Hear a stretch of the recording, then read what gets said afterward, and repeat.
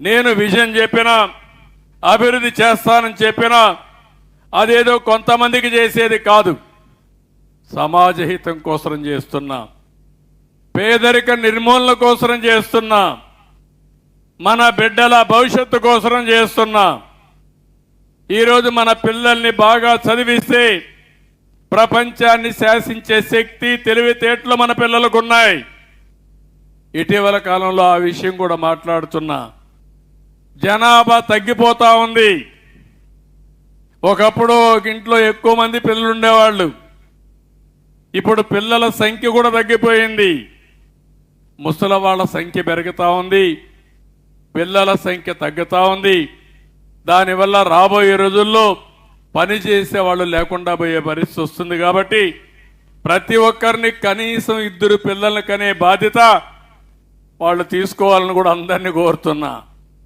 కొంతమంది అంటున్నారు, మీరేంటి కొత్తగా చెప్తుందో. ఒకప్పుడు నేను కూడా ఫ్యామిలీ ప్లానింగ్ మాట్లాడా, కుటుంబ నియంత్రణ మాట్లాడాను.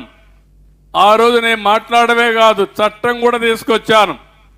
2 కంటే ఎక్కువ పిల్లలుంటే సర్పంచులుగా పోటీయడానికి అర్హత లేదని ఆ రోజు తీసుకొచ్చాను. ఈరోజు ఆ చట్టం తీసేశా. 2 కంటే తక్కువ మంది పిల్లలుంటే భవిష్యత్తులో పోటీ చేయడానికి అర్హత లేని కొత్త చట్టం తీసుకొస్తున్నా. 2 కంటే పైనే ఉండాలి. మన దేశంలో కానీ జనాభాని మనం కానీ పెంచుకోగలిగితే, జనాభాని మన ఆస్తి. కుటుంబంలో 5 మంది ఉంటే 5 మందిని సమర్థవంతంగా పనిచేపించే విధానానికి శ్రీకారం చుడితే భూములు కాదు మన ఆస్తి, లేకపోతే డబ్బులు కాదు మన ఆస్తి, మన కుటుంబమే మనుషులే ఆస్తిగా తయారవుతుందని చెప్పి కూడా నేను మీకు తెలియజేస్తున్నా. అదే సమయంలో ప్రతి ఒక్క కుటుంబానికి ఏమేమి ఇవ్వాలనో అవన్నీ కూడా ఆలోచిస్తున్నాం. నేను ఒకటే ఆలోచిస్తున్నాను, ప్రతి ఒక్క కుటుంబానికి ఇంటి జాగా ఉందా, ఇల్లుందా? ఫస్ట్ ఈ 2 ఆలోచించి, ఈ ఊరికి వస్తే 112 మందికి ఇళ్ళు కావాలన్నారు. ఇమ్మీడియట్ గా 112 ఇండ్లు. ఇంకో పక్క ఇంటింటికి కరెంట్ ఇవ్వడం, టాయిలెట్లు పెట్టడం, ఇలాంటివన్నీ పెట్టి ఇంకొక విషయం కూడా మిమ్మల్ని అందరినీ కోరుతున్నాం. ఒకప్పుడు కరెంటు కావాలంటే ఎక్కడి నుంచో వచ్చేది. ఇప్పుడు సూర్య గారి కింద మీ ఇంట్లోనే కరెంటు తయారు చేసుకునే పరిస్థితి వచ్చింది. ఇక్కడ రూఫ్ ఉంది, అక్కడ మనం అంతా కూడా సోలార్ ప్యానెల్ పెట్టుకోవచ్చు. అక్కడ పెట్టుకుంటే కిందన లైట్లు, ఏసీలు వేసుకునే పరిస్థితి వస్తుంది. ఎక్కువగా ఉత్పత్తి అయితే గ్రిడ్కి ఇచ్చే పరిస్థితి వస్తుంది. మీకు అవసరమైతే తిరిగి మళ్ళీ ఇస్తాం. అందుకే ఎస్సీలకు, ఎస్టీలకు అందరికీ చెప్తున్నా, 200 యూనిట్ల వరకు కరెంటు ఉచితంగా ఇస్తున్నాం. కాబట్టి 1 పైసా ఖర్చు లేకుండా మీకు ఉచితంగా సోలార్ ప్యానెల్స్ ఇచ్చి పెట్టించే బాధ్యత మాదని మీ అందరికీ హామీ ఇస్తున్నా. ఈ ఊరికి వచ్చినప్పుడు నేను ఒక ప్రోగ్రాం ఇస్తున్నాను కలెక్టర్కి. దగ్గర 759 కుటుంబాలకి సోలార్ ప్యానెల్స్ పెట్టుకునే అవకాశం ఉంది. అంటే దగ్గర రూఫ్ పైన, అంటే మిద్ది పైన, ఇంటి పైన 1,49,721 స్క్వేర్ ఫీట్ ఉంది. దీంట్లో 1,379 కిలోవాట్ల కరెంటు ఉత్పత్తి చేసే అవకాశం ఉంది. గవర్నమెంట్ బిల్డింగ్స్ ఒక 4 ఉన్నాయి. దాంట్లో ఒక 32 కిలోవాట్లు తయారు చేయొచ్చు. మీరందరూ ఒప్పుకుంటే భవిష్యత్తులో కరెంటు బిల్లు లేకుండా మీ కరెంటు మీరే ఉత్పత్తి చేసుకునే విధంగా నియామకాల్లో చేసే బాధ్యత మాదని మీ అందరికీ హామీ ఇస్తున్నా. దీనికి సబ్సిడీ ఇస్తాం. డబ్బులుండే వాళ్ళు కొంతమంది అప్పు తెచ్చుకోండి, లేకుంటే ఒక ఏదైతే రెస్కో కింద ఒక ఆర్గనైజేషన్ బిల్డప్ చేస్తాం. కలెక్టర్కి ఆదేశాలు ఇస్తున్నా, రేపటి నుంచి ఆ పని ప్రారంభిస్తారు.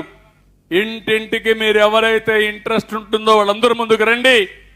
భవిష్యత్తులో మీ ఏసీలు పెట్టుకోవడమే కాకుండా కడాన మీ స్కూటర్ కానీ, కారు కానీ, ఆటో ఉంటే అది కూడా మీరు ఇంట్లో ఛార్జ్ చేసుకుని పైసా ఖర్చు లేకుండా తిరిగే పరిస్థితి వస్తుంది. అది చేసే బాధ్యత మేము తీసుకుంటామని చెప్పి కూడా నేను మీకు తెలియజేస్తున్నా. ఇది కాకుండా మీ ఊర్లో మీరు చూస్తే సప్లై వాటర్ సప్లై కానీ డ్రైనేజ్ కూడా నేను చూశాను. 2.7 కిలోమీటర్ డ్రైనేజ్ వర్క్లన్నీ తీసుకున్నారు.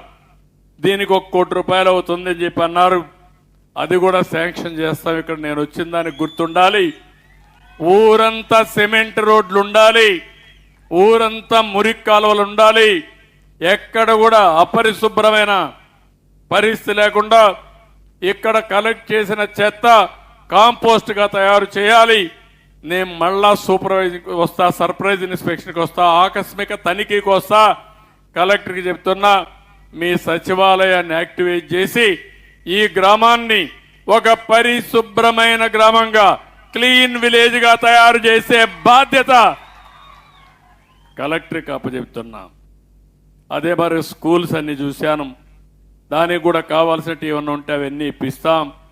అంగన్వాడీలు 2 ఉన్నాయి, గ్రామ పంచాయతీ సచివాలయం ఉంది, హెల్త్ సబ్ సెంటర్ ఉంది, ఇంకో పక్కన మినీ గోకులంస్ ఎన్ని కావాలన్నా అవి కూడా ఇస్తాం. ఫీడర్ ఛానల్స్లో డీసిల్టింగ్ చేయాలన్నారు, అవన్నీ కూడా చేయిస్తామని చెప్పి కూడా నేను మీకు తెలియజేస్తున్నా. ఇది కాకుండా ఈరోజు రాయదుర్గం మున్సిపాలిటీ కూడా కొన్ని విషయాలు చెప్పారో కూడా నేను మాట్లాడతాను. ఈరోజు రాయలసీమలో మీరు ఒకటే హామీ ఇస్తున్నాను. ఈరోజు నేను చేసిన పనులన్నీ మీరు చూస్తే ఇవన్నీ కూడా పూర్తి చేసి భవిష్యత్తులో ఏ విధంగా అభివృద్ధి చేయాలనో అన్ని విధాలు అభివృద్ధి చేస్తాం.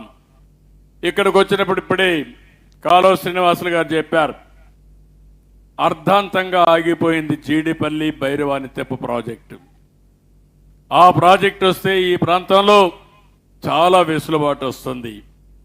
ఆ రోజే నేను 790 కోట్ల రూపాయలతోనూ దగ్గర 960 కోట్ల రూపాయలతో శాంక్షన్ చేసి 35% ఖర్చు పెడితే దాన్ని ఆపేసే పరిస్థితికి వచ్చారు. తప్పకుండా పని ప్రారంభిస్తాం.